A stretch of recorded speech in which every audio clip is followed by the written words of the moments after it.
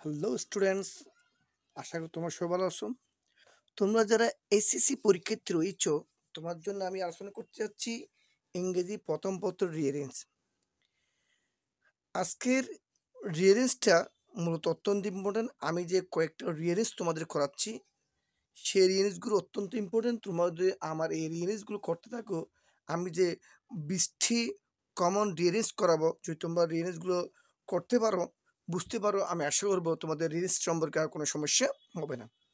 তো আমি কত পারবো না, আজকে আমাদের রিয়ারেঞ্জটা হলো জয়নুল আবেদিন সম্পর্কে।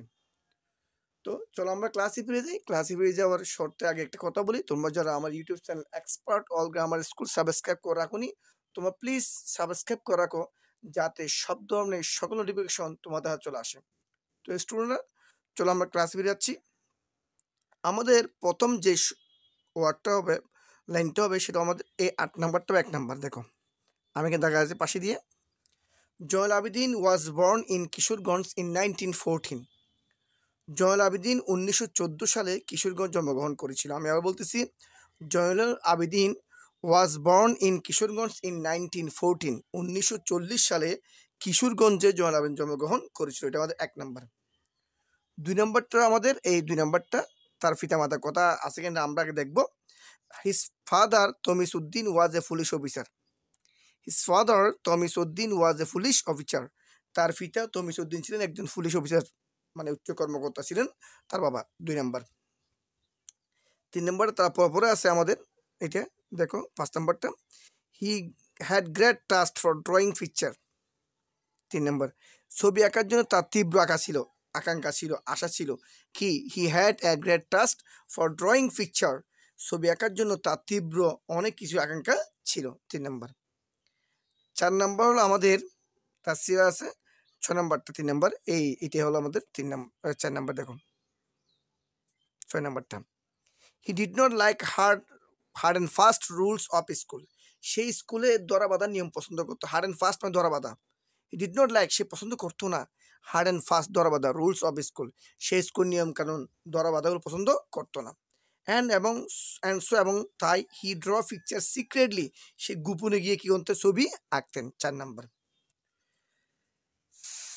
5 নাম্বার আমার 2 নাম্বারটা দেখো, এইটা হলো আমাদের 5 নাম্বার।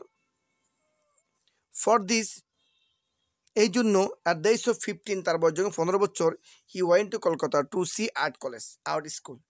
এই জন্য সে 15 বছর বয়সে আর্ট স্কুল দেখতে কলকাতা যান। কি বলছে আবার দেখো, for this at the age of 15, এই জন্য 15 বছর বয়সে হি ওয়েন্ট টু কলকাতা, সে কলকাতা গিয়েছিল, to see the art school, সে আর্ট স্কুল দেখার জন্য সে কি কলকাতায় গিয়েছিল। আচ্ছা, 5 নাম্বার। 6 নম্বর হলো 9 নাম্বার। দেখো, ইন 1933 সালে he was admitted to Kolkata art college. সে কলকাতা আর্ট কলেজ থেকে তিনি কি করেন, 1933 সালে কি করেন, কলেজ আর্ট কলেজে কি হন, ভর্তি হন। কত সাল? 1933 সালে। আচ্ছা, এরপর আমাদের 7 নম্বর হলো 10 নম্বর। দেখো, ইন 1938 সালে হি গট ফার্স্ট ক্লাস, সে প্রথম স্থান অধিকার করেছিল। অ্যান্ড ইন দ্য সেম ইয়ার, একই বছর, হি received a gold medal in all India art exhibitions। Exhibition মানে প্রদর্শনী আর কি। দেখো 1938 সালে তিনি প্রথম বিভাগ পেয়েছিলেন, এবং একই বছরে তিনি সর্বভারতীয় শিল্প প্রদর্শনীতে স্বর্ণপদক অর্জন করেছিলেন। কি? এবং একই বছরে কি, ইন দ্য সেম ইয়ার হি অর্জন করেছে এক গোল্ড মেডাল, স্বর্ণের কি পদক, ইন অল ইন্ডিয়া, অর্থাৎ সর্বভারতীয় শিল্প প্রদর্শনী আর্ট এক্সিবিশন প্রদর্শনীতে সে স্বর্ণপদক অর্জন করেছিল। আমাদের কাছে 7 নাম্বার। 8 নাম্বার দেখো, 1 নাম্বারটা এটি আমাদের 8 নাম্বার।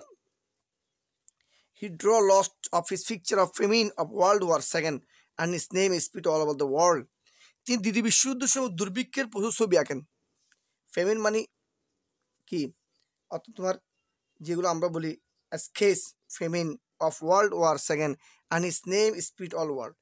তিনি দ্বিতীয় বিশ্বযুদ্ধে দুর্ভিক্ষের প্রচুর ছবি আঁকেন এবং তার নাম সারা বিশ্বে কি ছড়িয়ে পড়েন। Speed the all over the world, তার নাম সারা বিশ্বে ছড়িয়ে পড়েন। এটা কয় নাম্বার গেছে? 8 নাম্বার।